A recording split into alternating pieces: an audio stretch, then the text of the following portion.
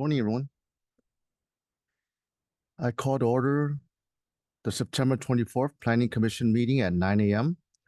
We are meeting at the San Mateo County Board of Supervisors chambers as well as via Zoom. Please rise and join me in the Pledge of Allegiance. United States of America, to the republic which stands one nation under God, indivisible. Thank you. Thank you. Madam Clerk, please proceed with the roll call. Commissioner Garcia? Here. Commissioner Gupta? Here. Commissioner Nugent? Here. Chair Serrano Kwan? Here. Thank you. You have a quorum and staff is represented by Monowitz, Fox, and Al. Thank you. Thank you. We will now open public comment for items on the consent agenda and items not on the agenda. This meeting is a limited public forum. All public comments must relate to something that is within the subject matter jurisdiction of this agency.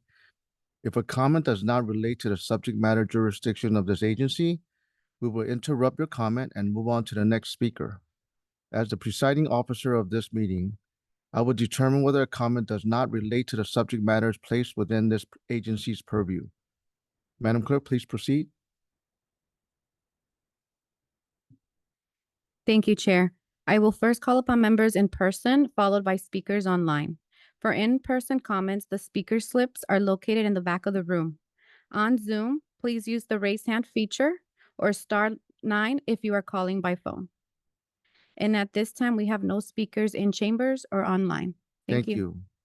We will now close public comment for items on the consent agenda and items not on the agenda.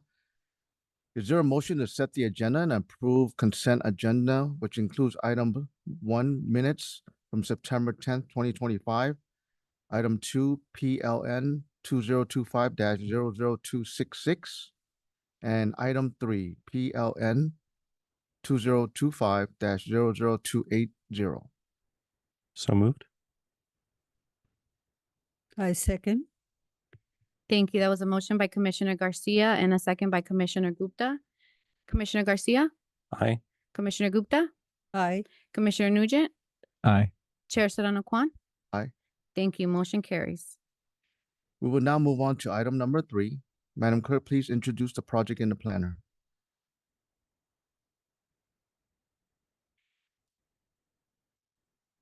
Owner, Mario and Mally Despres. Applicant, Tony Valles. File number PLN 2024-00273. Location 2840, 2844, and 2832 Middlefield Road. APN 050-215-250 and 050-215-260. And your project planner is Erica Adams, and she should be here shortly. Yes, Angela, if you don't mind pulling up the presentation, I'll go ahead and start it for Erica and hope she shows up. Okay, planning commissioners, I'm sitting for planner Erica Adams. And the item before you is a use permit to allow for a dine-in restaurant. It's in an existing catering service. Yeah, so in dining use is a conditionally permitted use that requires a use permit. The name of the restaurant is El Sur Restaurant, as Angela mentioned, on Middlefield Road in North Fair Oaks. And here's an aerial view of the location. Next slide, please. So as I was mentioning, the commercial mixed use district that the catering service is located within requires a use permit to allow dine-in service. So the requested use permit seeks approval for 7 indoor tables, a parking exception because they are short 1 parking space. 7 is required, 6 are available. They are proposing to make up for that deficient parking with an off-site parking space on an adjacent parcel. And they're also asking for a fence height exemption. Generally speaking, within your front setback, the maximum height of a fence is 4 feet. In this instance, the owner is requesting permission for a 6-foot fence.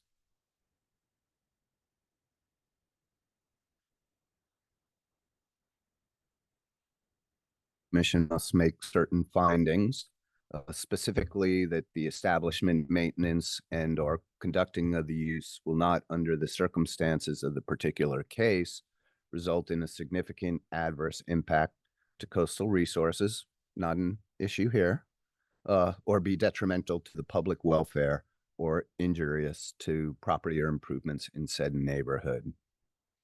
Next slide. So here are the project plans. We'll just quickly flip through them. Here's the, I believe the photo on the lower left. Oh, here's Erica. Perfect timing. We're at the project plans, and if you could walk us through that, please.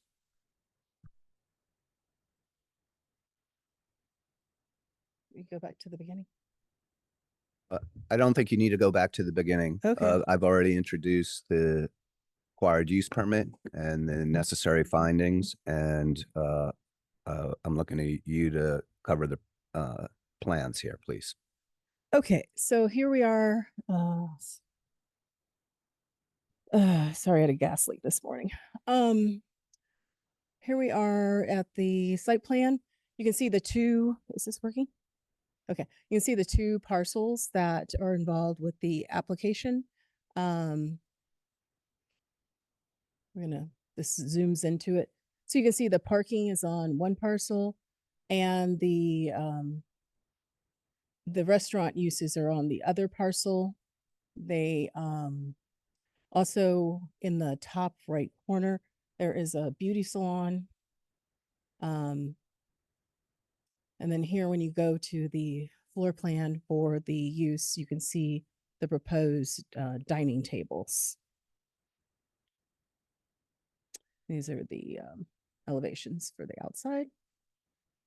The use permit involves these 4 elements: the dine-in service, the 6 parking spaces, and the off-site parking spaces and the fence. And we're looking at the dine-in service. The dine-in service is consistent with the general plan and the zoning. The parcel is zoned mixed-use development, which allows the commercial development and for the development to be near housing. The indoor dining is proposed at the 7 tables in the existing building. Has been reviewed by Environmental Health and Menlo Park Fire. And the hours of operation are consistent with the county noise ordinance. So staff determined that the operation of the restaurant as proposed should not interfere with the surrounding businesses or uses. Oops. What happened? It's not, okay. This is the breakdown for the parking spaces. The commercial kitchen requires 5, the dine-in restaurant requires 1, and the hair salon requires 1. As for so there are 2 exceptions being asked for regarding parking. One is the number of parking spaces. The applicant's asking to provide 6 of the 7 parking spaces, and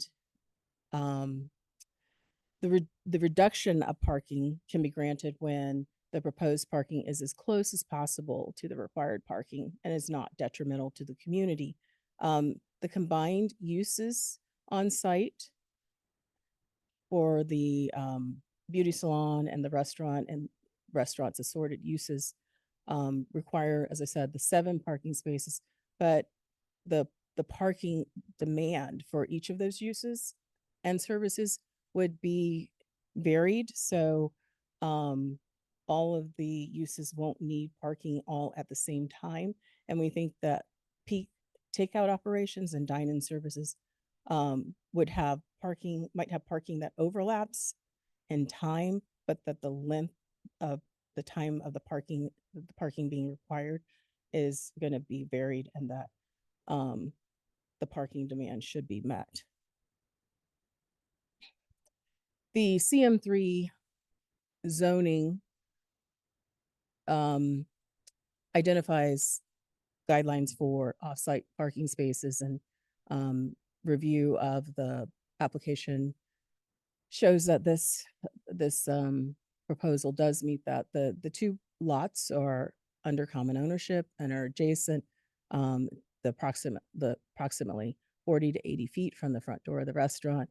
As I mentioned, the parking demand should allow for parking to be adequate, and the quantity and efficiency of the parking spaces is identical to what would be provided with an on-site parking on a single parcel.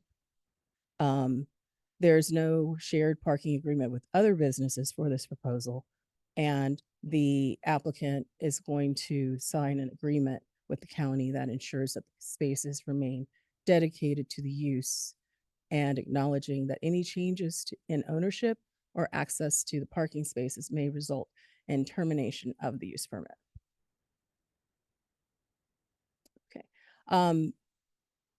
Zoning allows a 2-foot exception to fence height, and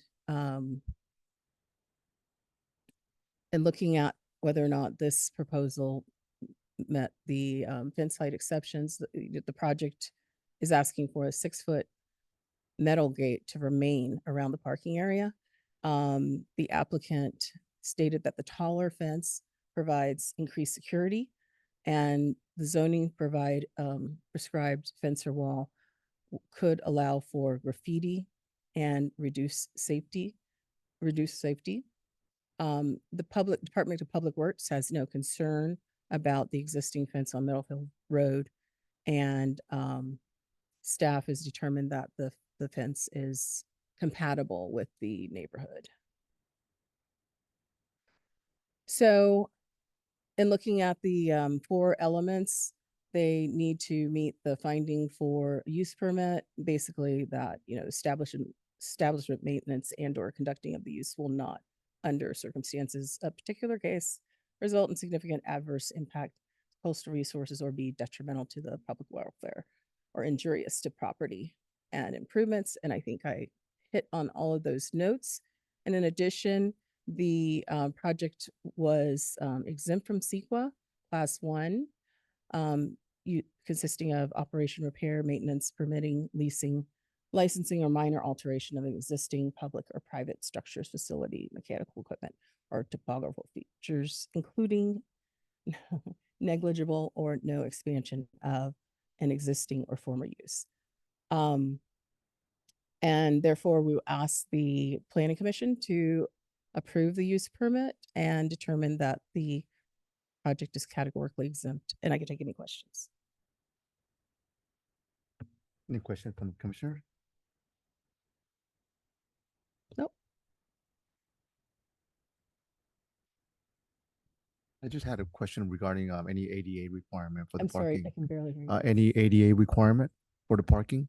Yes, they've met that previously for the takeout restaurant when they opened in October 2024. Thank you.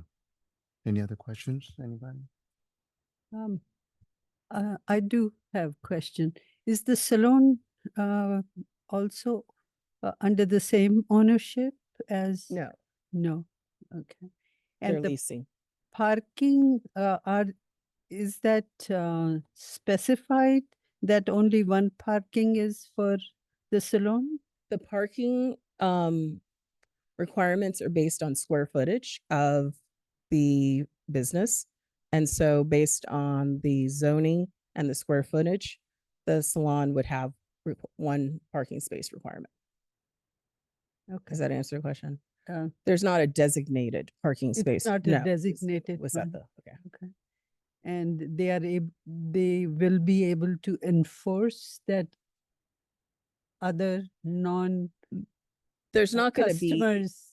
well, I mean, No, there wouldn't be an enforcement. So ideally, there would be just one person coming and there's, the hope is that there would always be one parking space at the time. The salon is not open every day. And so their time and need, that's what, that discussion about like the different times that they would be needing a parking space would help with the fact that there's one less parking space. Okay. Um, okay. And the bicycle parking that they I'm sorry, can't hear you. you are not able to hear me? Just maybe I my have hearing aids, so I'm just Oh, you're speaking a okay. little bit louder. Okay. Is this better? Yes. Okay.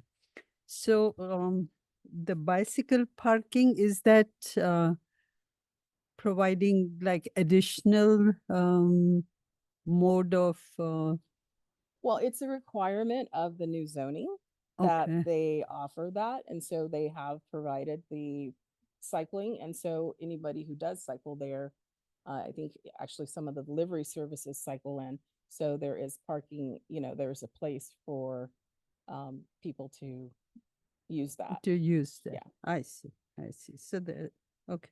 So that is part of the It's not, zoning? no, it's not part of the parking spaces are separate from bicycle. So Okay. that has nothing to do with that, really. Okay. We're not saying that the bicycle spaces will solve one less parking space. That is not what is being said. Okay. Okay. It's not that. But I think it's a good thing. It is, it's I part of the think zoning and it's they're trying great. to increase, a lot of people in that area do bicycle.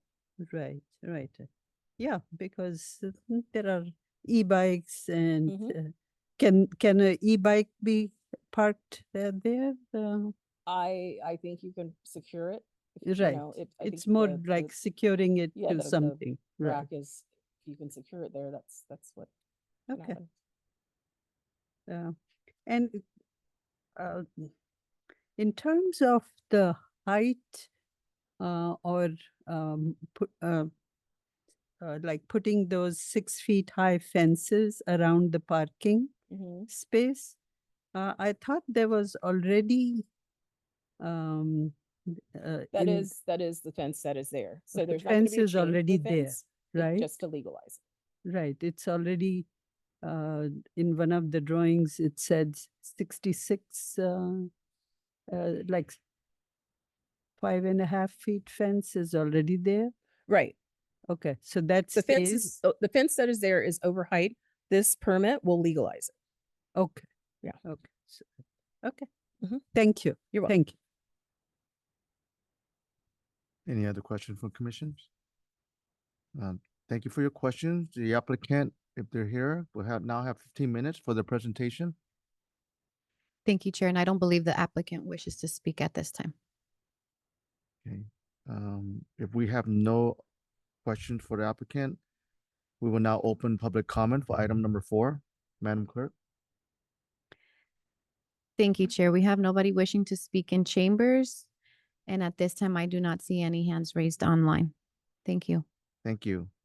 We will now close public comment for item number 4 and begin commission discussion on this item. Are there any comments, questions from the commission? If not, perhaps we can entertain a motion. Yeah, if there are no comments, I'll make a motion to approve the use permit pursuant to 8.126.050 of San Mateo County Ordinance Code for county file number PLN 2024-00273, and that the Planning Commission determined that the project is categorically exempt from California Environmental Quality Act, CEQA, pursuant to CEQA guideline section 15301. Second. Thank you. That was a motion by Commissioner Nugent and a second by Commissioner Garcia. Commissioner Garcia, Aye. Commissioner Gupta, Aye. Commissioner Nugent. Aye. Sorry about that. That's all right. Chair Serrano Kwan. Aye. Thank you. Motion carries. Thank you.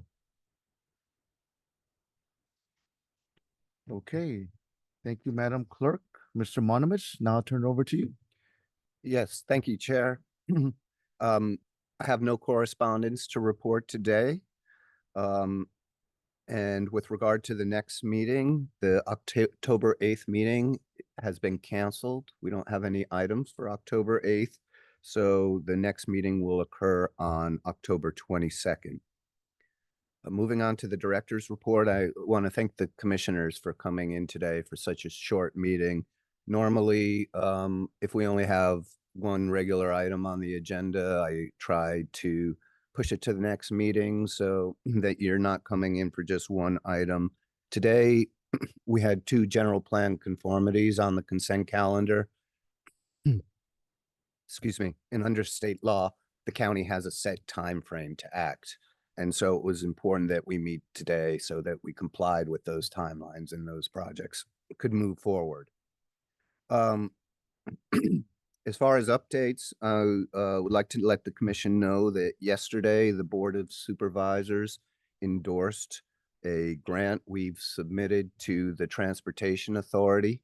This is to take the next step with our Moss Beach Highway 1 improvement project. It's really a very important next step. The department has been working for years, over a decade, on ways in which to address the traffic issues and mobility issues in the urban mid-coast north of Half Moon Bay. And those efforts have culminated in a number of projects, with the Moss Beach section of Highway 1 being a very high priority. So under this next grant, we will be taking all the work that's been done over the past few years to analyze alternatives of how to improve intersection controls, bicycle and pedestrian facilities, and enhance throughput and safety of all users of the roads. And we'll be determining what the preferred alternative is, moving forward with the detailed designs of those alternatives, and completing the environmental analysis required to move forward with the permitting and eventual construction of the project. So I wanted to give a shout out to Bharat and his coworker Chanda, who've been leading that effort. We're batting 1,000 in our grant application efforts for this project, and it's really great to see the progress, and I was glad to get the board's endorsement yesterday. Next, I'd like to remind the commissioners that next Tuesday, Bharat and team will be conducting a workshop on the coast side for Plan Princeton. We'll be talking about alternative approaches to deal with the impacts of sea level rise, and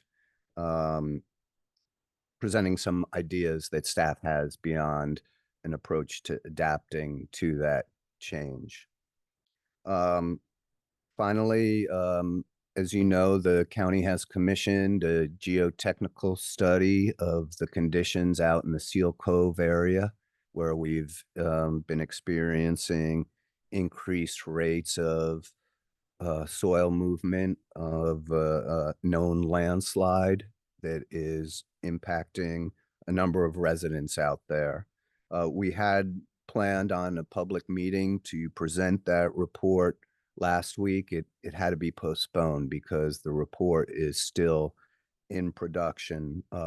Staff did receive a draft of that report, and there's a number of issues that we believe need to be clarified and better fleshed out. So we're working closely with the consultant to make those adjustments and to get that report out as soon as we can, and schedule the public meeting. There's a lot of residents out there, of course, that are looking forward to seeing this report, and so we're working very hard to get it out as quickly as we can. And that concludes my director's report for today. I'm happy to answer any questions the commission may have. Question from the commission? I was just curious, on my mind, which is the pilot program, I believe, that was granted for the AI company to do analysis or? Oh, yes. Thank you, Chair. So, the first step in the AI plan review project is to establish the proof of concept. We've broken it out into kind of three different components. There is the residential building plan review, there's the commercial building plan review, and then there's the land use review. And the land use involves evaluating consistency with zoning, setbacks, height, floor area ratio, that sort of thing. So to date, we have completed the residential proof of concept, and the contractor has met the performance standard of at least 80% accuracy with the plan check. And we are now in the commercial plan review stage and working through that proof of concept. Overall, the system seems to be working effectively, and we're optimistic that it will be we'll be able to successfully prove the workability of it and move forward with full production. Thank you for that update. Is there any way we can get some type of report from them, or is it something we can take a look at? Yes, absolutely. In fact, the Board of Supervisors made a similar request. Their request was, once we have it up and running, they would like to Demo. see how it's changing the timeframes of review. So if it's all right with the commission, as soon as I have that data available, I'll be happy to provide you with that report as well. Great. Thank you, Steve. Yeah, that's great.